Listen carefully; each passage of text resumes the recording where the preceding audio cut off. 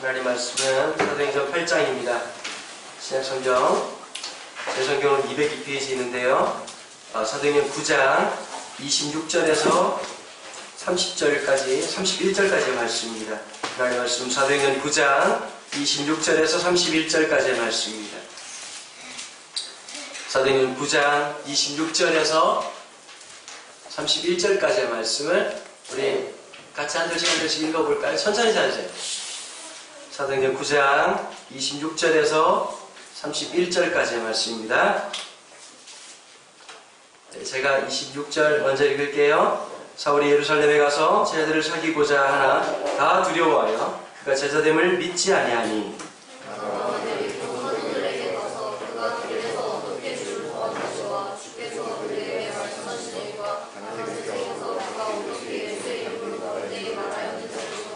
사울이 제자들과 함께 있어 예루살렘에 출입하며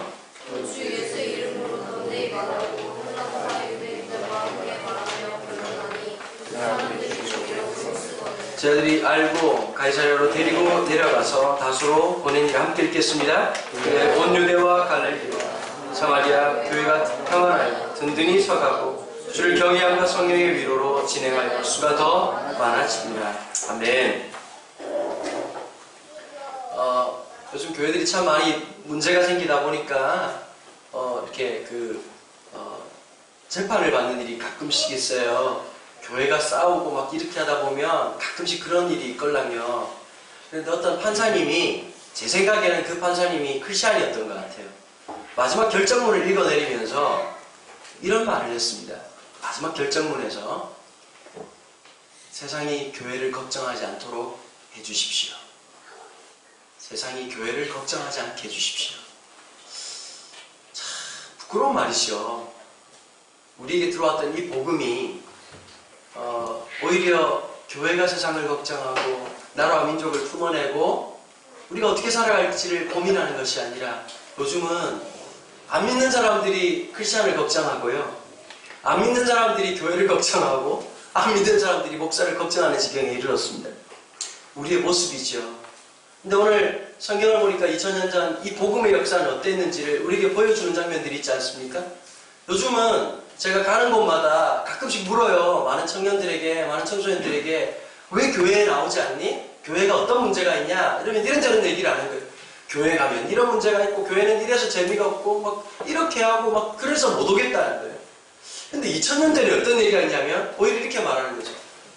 왜 그렇게 많은 사람들이 교회로 갑니까? 라고 질문을 하는 거예요.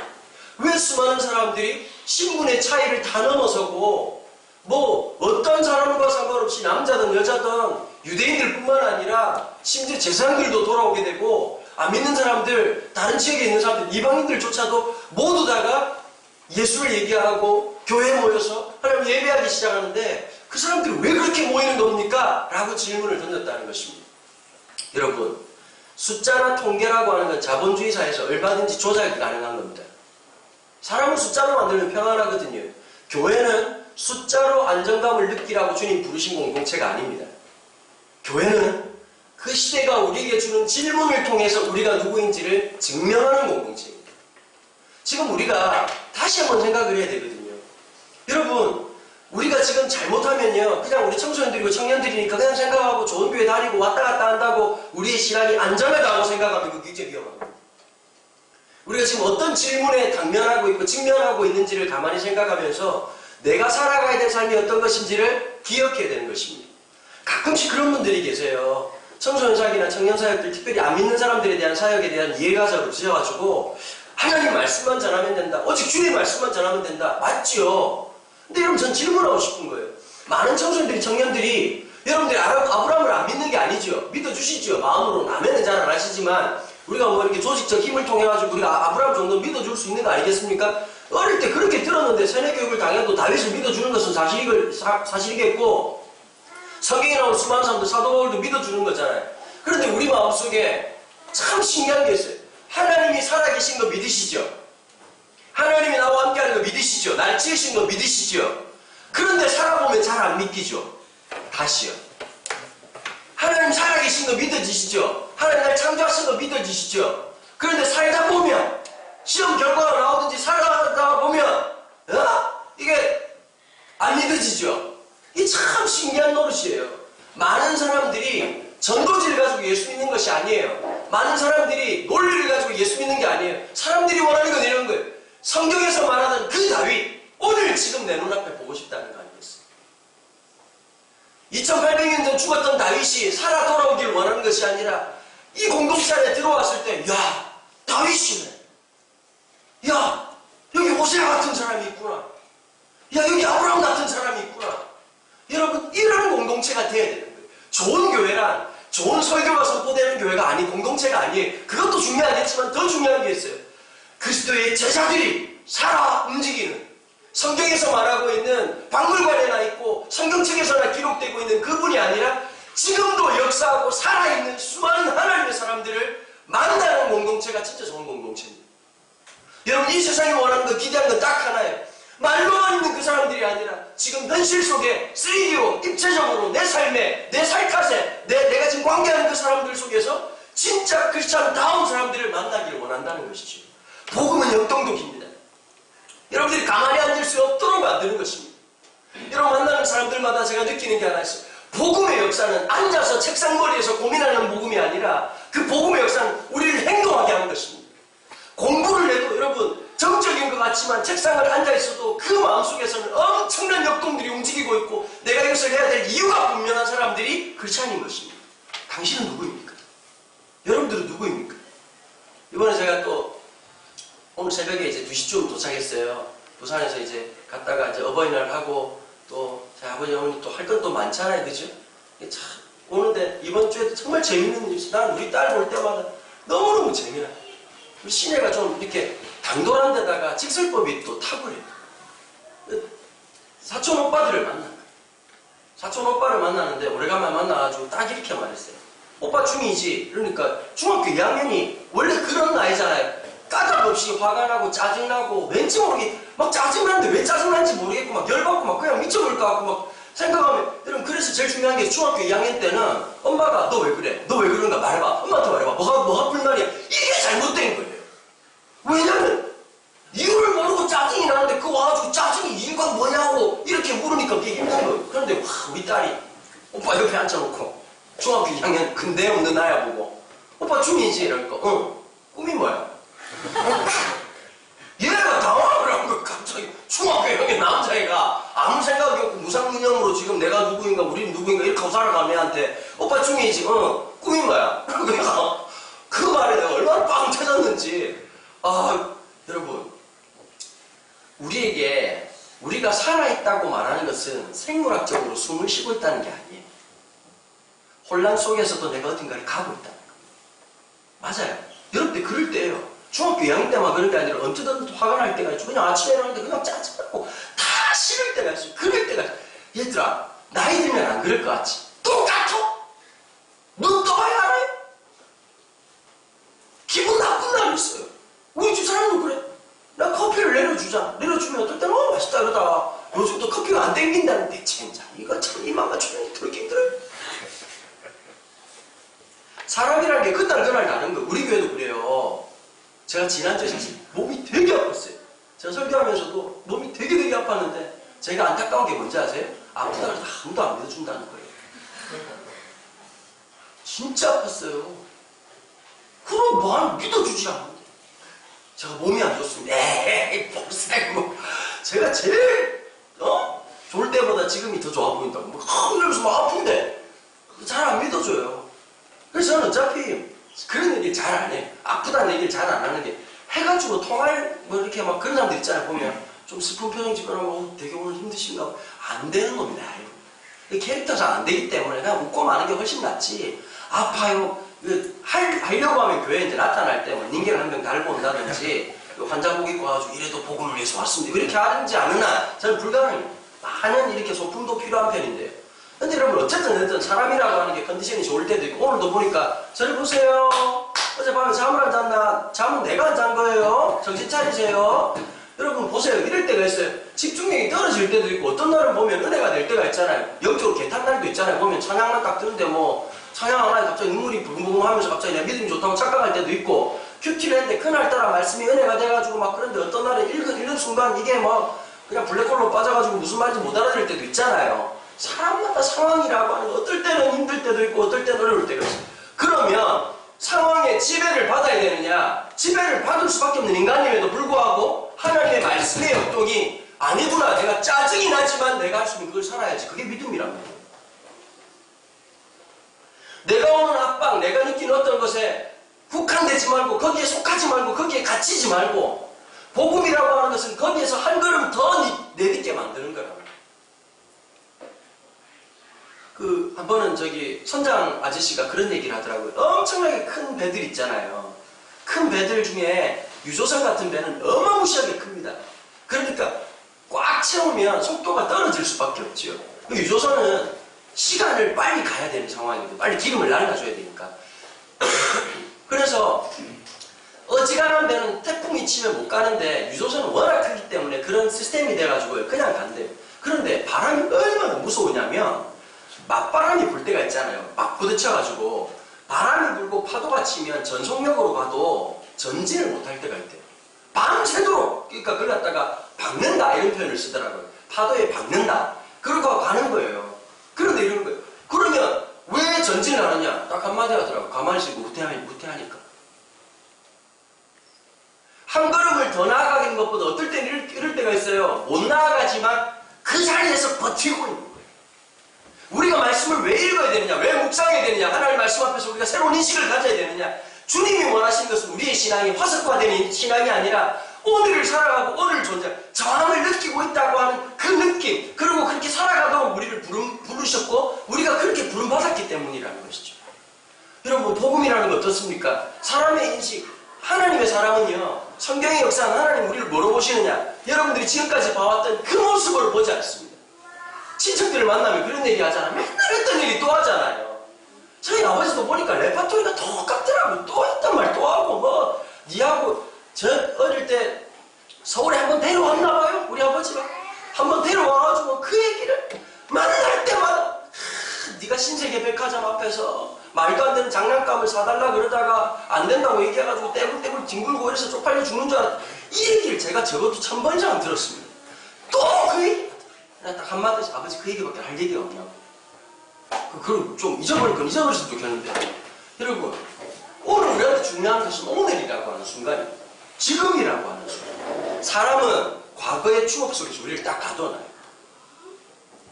사람들 만날 때 그렇잖아요. 너 그랬잖아. 어릴 때 그랬잖아. 어릴 때 과자 엄청 처음 먹었잖아.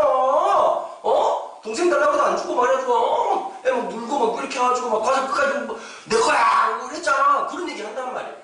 복음은 우리를 과거 속에서 가둬놓는 공동체가 아니라는 오늘 본문에 나타납니다. 사울은 복음을 핍박하는 사람이었어요. 자기 열심히 있는 사람.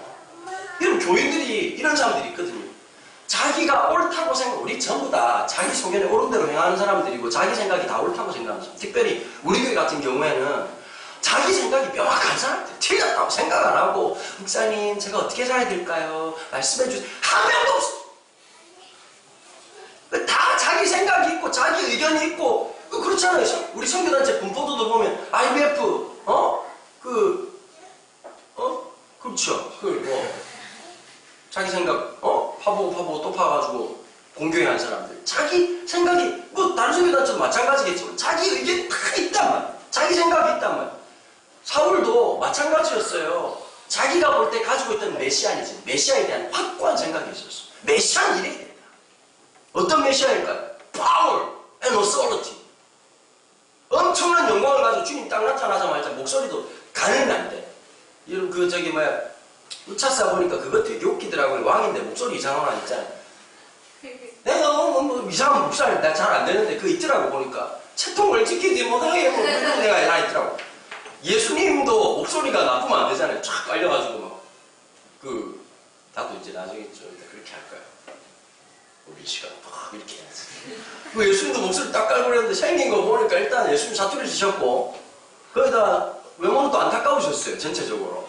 전반적으로 안타까우신 그런 상황이 있다 보니까 저 뭐지? 중앙 무대에 딱 들어와야 될 거 아니에요. 그죠? 예루살렘 주변에 있다든지 아니면 기득권 세력들 제사장 아들로 태어난다든지 막 이렇게 해가지고 와는 다르구나 이렇게 하면서 막 한마디씩 하고 막 그 제도권 아래에서 인정을 받아야 되잖아요. 그죠? 바리새인들 그 제도권 아래에서 인정을 받고, 야, 두각을 드러내는데, 4살 때 쉐마를 뭐 다 뗐다는 둥, 뭐 이렇게 하고 막, 살아, 걸어다니는 레위기다. 이러면서 막 이렇게 하고 막 그렇게 살아야 되는데, 예수님 공부하신 적이 없어요. 아버지 따라가지고 맨날 못질하고 망치질하고 그래가지고 잘못 지어도 아이고야! 이러면서 막 이러고 막 동네들하고 놀고, 그렇게 하고 있다가 30세 예수님께서 사역을 시작하시면서 보니까 출생 자체가 마음에 안 드는 거예요. 그리고 예를 들어 볼게요. 그 국회의원에서 태권도 단증을 인정해 주잖아요. 그런데 만약에 어떤 사람이 이러는 거야. 막 노란 띠머하고 쭉 해가지고 단계가 있잖아요. 단계를 해 1단까지 따는 거 아니겠습니까? 그런데 갑자기 어떤 사람이 나와가지고 태권도 보기니까 야, 씨, 자세 나오는데 너 까만띠. 이렇게 하면 이건 가격 파괴가 아니라 이거는 뭐 제도 파괴잖아요. 예수님이 제도 파괴자였다니까. 바리새인들은 이렇게 해야 구원받고 이렇게 해야 구원받는다. 모든 걸 말해놓고 이렇게 넘쳐나게 만드는데 예수님은 누구든지 네가 어떠한 삶을 살았던 네가 어떤 죄를 지었던 상관없이 자기 죄를 고백하기만 하면 하나님 자녀가 된다고 하는 놀라운 쇼킹한 말씀을 전했단 말이야. 그러니까 바리새인들 입장에서 헐 대박 이거 뭐지? 이렇게 된 거지. 거기다 마지막 끈앞으로 기다렸던 것은 이 바리새인들 중에서도 SNL파는 다 참을 수 있어. 이 사람들이 특별히 영원한 게 아니었어. 이 사람들이 이 강경 노선은 뭐냐? 로마의 압제하에 이 하나님의 나라가 이렇게 그 식민지로 있다는 것에 대해서 이해를 못한 거예요. 있을 수가 없다. 그래서 메시아는 반드시 로마의 압제 아래에서 혁명가, 척격가라 뭐 이런 사람들을 예수님의 모습을 기억하는 거죠. 그래서 예수님이 예루살렘에 올라가고 난 다음에 사람들이 호산나 호산나 소리 지르니까 마지막 기대를 걸었는데 비참하게 십자가에 죽었단 말이에요. 물론 십자가에 죽이려고 했던 바리새인들과 모든 사람들이 작당에 있었지만 마지막 순간에 십자가에서 또 하나의 드라마를 기다린 거지. 엘리 사만다 그러니까 야 엘리야를 부르보다 엘리야 나타나가지고 못 빼주나 보자. 그런데 예수님께서 마지막 소리를 지르시고 운명하셨다는 거야. 그러니까 사도 바울 마음속에 뭘까? 저거는 짝퉁이다. 근데 자꾸 들리는 소리가 뭐야? 죽은 예수가 3일 만에 부활했다 그러고 그걸 믿는다 그러고 사람들이 나와서 막 전한다 그러니까 이런 놈들 다 자숙치 자기 생각이 오른 거지. 그러니까 열정이 지나쳐가지고 어떻게 했다고요? 다마스카스까지 가가지고 모든 체포할 수 있는 검찰권, 경찰권 모두 다 지고 라이센스 받아가지고 딱 가는 도중에 부활하신 주님을 만난 거예요. 여러분 그러니까 이 당시에 예수 믿는 사람들에게 가장 무서운 블랙리스트 1위가 누굴까요? 사울이죠. 얼마나 미웠겠어. 거기다가 스테반 집사를 죽이는데 동무해가지고 돌로 쳐 죽이는 그 자리에서 옷을 지킵니다. 집행관으로 있었다. 쉽게 말하면 IS 수장이야. IS 애들은 그래도 복면이라고 쓰지만 얘들은 얼굴 까고 얘들은 생각을 해. 목을 자르는 것도 그 위험하지만 돌로 쳐 사람을 피가 튀고 하는데 마지막 사람 죽은지 확인까지 했던 이 악랄하기를 그 뭐 어디에 비교할 수 없는 그런 존재였다. 여러분 그런데 이 공동체가 받아야 될 숙제가 뭘까요? 이랬던 사울이 변했다. 대박. 예루살렘에 또 올라왔는데 갑자기 자기가 예수 믿는다. 이거 위장인지 아닌지 알 수가 없잖아. 그치? 이게 불확진지 이게 진짜인지 스파인지 알 수가 없는 상황이잖아. 그 사람이 삶을 통해서 하는데 누가 바나바라고 하는 사람이 그 사람을 과거 속에서 매이지 않고 복음이라고 하는 것은 오늘을 보게 하는 거예요. 주님이 관심 있는 건 딱 하나예요. 오늘 내 삶을 통해서 어떤 일이 일어나느냐. 과거가 내 삶을 현실의 방패가 될 수 없고 과거가 내 수치가 될 수 없으며 그 모든 것을 뛰어나서 오늘 내가 예수 그리스도 앞에서 그분의 말씀 앞에서 난 어떤 존재인가 거기에 주님이 관심이 있다는 거예요. 나의 직분에 관심 없으시며 나의 과거의 어떠함에 관심 없으시고 나의 어떤 과거의 행적이 오늘날 내 삶을 방해할 수 있는 어떤 힘도 없고 오늘 하루를 살아가게 만드는 큰 놀라운 나를 하여금 존재하게 만드는 큰 그게 있냐는 거죠. 여러분 어떻습니까? 우린 진짜 예수 믿는 사람 맞나요? 구원을 받았다 안 받았다는 말을 쉽게 할 수가 없습니다. 제 말을 이렇게 말하면 뭐 구원을 안 받은 거냐 이런 얘기가 아닙니다. 구원의 속성은 두 가지입니다. 이미 예수 그리스도를 고백하고 주로 시인하면서 이미 구원을 얻어진 겁니다. already. 그러나 우리에게 중요한 것이 있습니다. not yet. 우리가 하나님 백성으로서 날마다 그분을 쫓아가는 거예요. 뭐하고 비교해 볼까요? 여러분 결혼 생활을 했다고 다 행복할까요? 어떤 사람은 적과의 동침이 있어요. 얘들 이걸 알아야 돼. 모든 부부가 행복할 거라고 생각하면 안 돼. 뭐 이럴 수도 있어. 막 서로 막 눈까지 팔라고 막 잠잘 때 막 잠을 못 자는 저 여자가 내 눈을 뺄 수도 있다 이 생각하고 막 저 남자가 날 때릴 수도 있다 이렇게 생각하는 부부들도 어마무시하게 많습니다.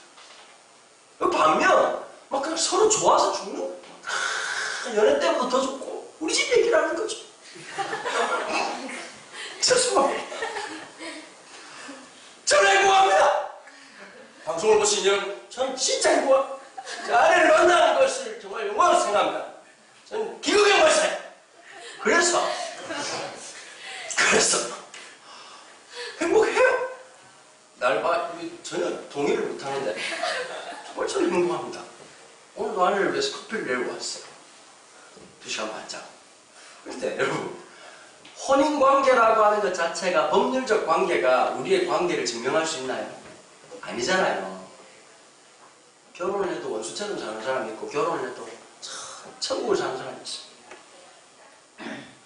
여러분, 예수 그리스도를 구주로 영접하고 난 다음에 오늘 내 삶에 기쁨과 한이, 그분만 생각하면 가슴이 뛰고, 그분만 생각하면 내가 살아야 될 삶이 분명해지고, 내가 살아가야 될 그 모든 것들이 명확해지지 않을 거예요. 여러분, 사람이라고 하는 것은 내 앞면을 보여주고 싶지만 그 사람을 증명하는 것은 내 뒷모습이에요. 어떻게 살아가냐, 어떤 존재로 나아가나, 그게 내 삶을 증명하는 거예요. 제가 이번 주에도 참 그런 분 몇 분들을 만났어요. 제가 어제 저녁에 울산에 있었던 교회에서 집회가 있었는데요, 참 상처가 깊었던 교회, 이 교회가. 찾아가다가 아, 그 교회가 이 교회였구나 생각이 나요. 진짜 집회를 하다 보면 별 희한한 일이 다 있거든요. 그 교회가 몇 년 전에 전화가 왔어요. 와가지고 뭐라고 전화를 했냐니까 청년들하고 청소년들하고 같이 집회를 하는데 목사님 와달라는 거예요. 알겠다고. 근데 세대가 뭐 설명도 엄청나게 길게 하더라고. 청년들이 몇 명이고 청소년들이 몇 명인데 아이들 세대차가 많은데 목사님 말씀을 준비하시기가 굉장히 힘들지요. 뭐 이렇게 하더니 그래서 어떻게 할 거냐고 나보고 막 묻고 그러더라고. 그래 알아서 하겠다고 기도해달라고 부탁을 했는데 자꾸 전화가 와가지고 나중에는 목사님 청소년들하고 청년들뿐만 아니라 주일학교 아이들도 조금 참석을 할 때 어떻게 오늘 애들 놔두라고 그랬더니 갑자기 상황이 웃겨. 청년들 한 명도 없고 고등학생 아무도 없고 아무 생각 없는 무상무념 지금 열반하실 중학교 2학년 애들만 30명에다가 주일학교 애들이 250명입니다. 그것도 1, 2, 3학년 애들이 150명입니다. 개판 없죠. 그리고 이제 앞에 누가 레크레이션을 했어요. 레크레이션 하는데 내 아는 후배였어. 걔가 레크레이션을 너무 웃었대, 마음으로. 이 상황을 은도형은 어떻게 풀어나갈 것인가. 한번 죽어봐라. 이러고 나보고 마이크를 넘기면서 딱 웃더니 이러더라고요. 살아보십시오. 그러더니 나보고 넘기더라고요. 그래, 첫 마디 뭐라고 했냐면, 애들 보고, 얘들아, 엄마 아빠한테 제일 듣기 싫은 말이 뭐야? 공부해라 이런 말이 나올 줄 알았어요. 이제 애들이 많으니까 한번 해보려고. 옛날에 내가 주일학교 잘했어요. 내가 주일학교 설교 막 50분씩 해도 뭐 애들이 그럼 우리 다음 주에 할까요? 그러면 애들이 안돼! 잘했다고요. 그래, 그때 축을 돌려가지고 막 애들한테 막 그냥 발광하면서 얘들아! 우리 했잖아! 엄마한테 듣고 싶지 않은 말 있지, 그치? 엄마한테 할 말하면 짜증나는 말 있잖아. 우리가 막 하면 했잖아. 그랬더니 어떤 애가 초등학교 3학년짜리 손을 빡 들더니 이 방송으로 좀 그런 데 있잖아요. 갑자기 그 넓은 예배당에서 손을 들더니 씨발로 개새끼야! 이러는 거야, 갑자기. 그런데 그때부터 여기저기서 욕이 튀어나오기 시작하는데 250명의 허다한 무리들이 욕을 하기 시작해요. 자기들이 들었던 욕을 하는. 근데 그때 그 순간 집에 가고 싶어요. 그래 나 극단의 조치를 취했어요. 1, 2, 3학년 애들 저쪽으로 가라. 누워 자라. 그렇게 하고 나머지 애들 집회를 했는데 그 레크레이션 했던 전도사가 그 중에 초등학교 1학년 애가 누워 잤어. 그 사진을 찍어가지고 페이스북에다가 내 사진을 찍고 목자가 양을 버렸다 이렇게 올렸어요. 집회를 가다가 그 교회야 쓴뿌리가 남아있는. 그런데 딱 가가지고 있는데 그 교회 전도사님이 기억을 했더라고요. 그때 내가 그랬대요. 이럴 거면 부르지 말라고. 그래서 다시 불러서 죄송하다고 그랬는데 지난 4년 동안 교회가 엄청 바뀐 거예요. 중고등부만 한 250명이 되더라고요. 애들이 진짜 많이 모여요. 거기에 비밀이 하나 있더라고요. 예수 닮은 사람들의 헌신. 그날 식사를 하는데 중등부 부장집사님, 고등부 부장집사님, 총무집사님들이 있는데 다 저희 나이 또래더라고요. 참 놀랐어요. 그 집회를 준비하려고 중등부 부장교사님은 동네 중학교를 한 달 동안 매일 학교 시간에 간 거예요. 학교 시간에 가서 애들 손잡고 오라고. 그 모습을 보고 중학교 3학년 애들이 감동이 돼가지고 같이 전도를 간 거예요. 어제까지 갔다 그러더라고요. 제가 다 가르칩니다. 그분들 얼굴을 보는데요. 일반적 40대의 얼굴을 본 게 아니었어요. 하나님의 사람들을 볼 것 같더라고요. 여러분 집회 분위기 어떻게 했어요? 안 봐도 비디오 아니겠습니까? 수많은 선생님들이 어떤 분은 의식을 하고 주님에 대한 열망이 있는 공동체. 아름다운 그릇을 만들어가니까 그 안에 담겨진 아이들이 너무너무 아름다워. 그 어떤 집회보다도 아름다운 그 아이들 보면서 참 가슴이 뛰더라고요. 여러분, 하나님의 사람이라, 하나님의 역사라, 하나님의 변화된 오늘을 살아가는 크리스찬들을 통해서 새롭게 역사를 새롭게 하시는 거예요. 하나님께서. 저는 여러분 그렇게 되길 축복합니다. 오늘 말씀에서 31절에 그리하여 온 유대와 갈릴리와 사마리아 교회가 평안하여 든든히 서가고 주를 경외함과 성령의 위로로 진행하여 수가 더 많아지다. 수많은 사람들이 위로를 만나고 수많은 사람들이 하나님의 은혜를 만났습니다. 무엇으로서요? 30절에 위대한 말이 있죠. 형제들이 알고 가이사로 데리고 내려가서 다소로. 무슨 말일까요? 사울을 죽이려고 하는 사람들의 음모를 알고 내 형제처럼 그 사람들을 아끼고 모든 형제들이 사도 바울을 보호해준 그 지경에 이르렀던 거예요. 과거에 매여있던 상처, 과거의 그의 잘못, 그의 행적 누구도 언급하지 않고 우리 형제라고 말하고 그리스도의 지체라고 말하고 품어주는 공동체. 여러분, 저는 우리 교회가 좀 그랬으면 좋겠어요. 그 사람이 과거에 어떤 삶을 살았던 복음 안에 들어왔을 때 다시 해석해주고 다르게 봐주는 공동체. 여러분, 이 자리에 엄마 아빠랑 예배 드리고 싶은 마음 조금도 없으시죠? 엄마가 옆자리 딱 앉아가지고 똑바로 앉아라고 바로 하냐 새끼야. 딱 여러분 또 이런 게 있어요. 부모들이 좋아하는 설교가 있어. 목사가 엄마가 원하는 말을 해줄 때 은혜 받아요. 들었지? 목사 말씀 들었지? 이 말은 뭐냐니까 내가 했던 말이 맞단 말이야 새끼야 이 뜻이에요. 나는 좀 싫을 거예요. 맞아요 안 맞아요? 부모가 옆에 앉아있다. 물론 좋은 사람도 있고 크게 의미 없는 부모님들도 있겠지만 보면 나무 부담스럽고 이런 사람들도 분명히 있을 거라고. 근데 왜 그럴까요? 과거에 매어놓은 공동체. 저는 그렇게 생각해요. 여러분들의 모습이 어떠하든지 간에 지금 하루하루를 살아가면서 복음 안에서 변화된 그 모습을 받아주는 공동체예요. 과거에서 여러분들 포로로 만드는 것이 아니에요. 여러분, 우리가 서로가 좀, 우리 후배들한테도 그랬으면 좋겠어요. 여러분, 나이 다 들어요. 지금 고3들이 보면 중학교 1학년들이 하는 짓이 좀 우습기도 하고, 그렇잖아요. 우리 청년들 보면, 조별 모임에 보면 기가 막힐 때도 있죠, 보면. 우리 아이들은 좀 착한 편이에요. 근데 기가 막히기도 한데, 반대로 한번 생각해봐요. 우리도 그럴 때가 있었잖아요. 우리도 아무 생각 없을 때 있었고.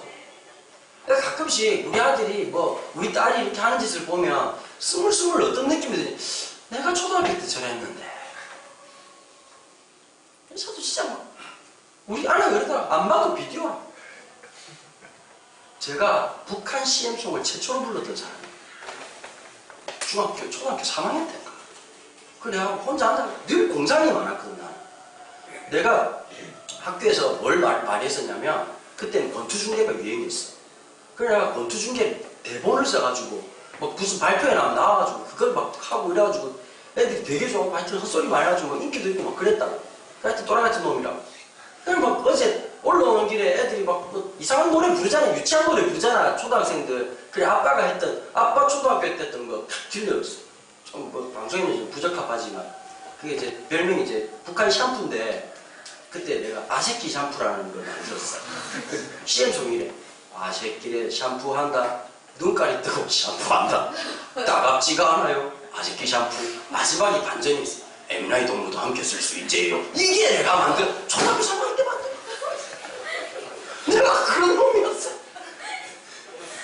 근데 가만히 뒤에서 우리 세면들이 막 가는데 야단을 치다가 나도 모르게 하나의 부끄럽게 야 이 새끼야 넌 널써 임마 이러는 것 같은 내 마음속에. 여러분 사람이라고 하는 게 하는 짓이 그래요. 예, 제가 처음부터 그랬겠어요. 말도 안 되는 짓 하고 웃으려면 화끈하게 웃고 아닌가요?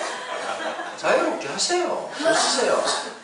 여러분, 이랬던 저를 주님이 쓰시고 하나님의 사랑으로 삼아주시고 오늘을 살게 하신다는 거 영광 아니겠습니까?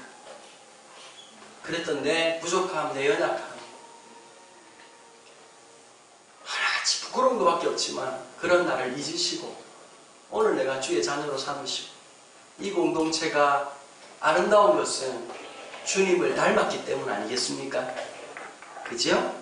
이 공동체가 아름다웠던 것은 사람들이 어떤 판단이 아니라 주님 닮은 공동체. 여러분, 우리가 그렇게 살아가고 우리의 삶을 통해서 주님의 모습 더 닮아가는 저와 여러분들이 축복합니다. 옆에 있는 사람 그렇게 받아주고 두 가지로 생각하면 돼요. 변화된 사람, 변화될 사람. 두 가지를 생각하면 돼요.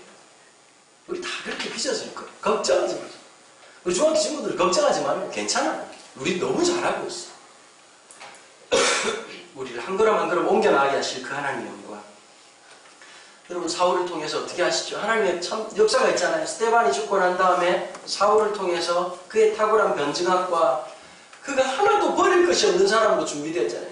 바리새인으로서 준비됐던 그 논리와 가말리엘이라고 하는 탁월한 교수 밑에서 훈련받았던 그 모든 논리 체계를 통해서 어떻게 하는 거죠? 안 믿는 사람들에게, 수많은 사람들에게 논리적으로 복음을 전하는. 봐보세요. 뭐 베드로를 폄하할 마음은 없지만 베드로 같은 사람은 논리적이보다는 좀 파토스가 많은 사람이잖아요. 사도 바울은 그렇지 않은 내가 말에는 조라나. 이게 참 중요한 거예요.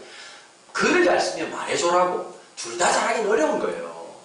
보면 이 말에는 조라나 내가 글에는 능하다. 참 글을 써가지고 그래서 이런 얘기가 있습니다. 사도 바울은 글을 쓰고 누가 대신해서 사도 바울의 설교를 대신해줬다. 이런 말들이 참 많아요. 대연하기도 하고 또 이제 눈이 나빠져가지고 여러 가지 말들이 많은데 어쨌든 간에 이 사도 바울을 통해서 복음이 어디로 넘어가게 합니까? 에게를 지나 유럽으로 넘어가게 합니다.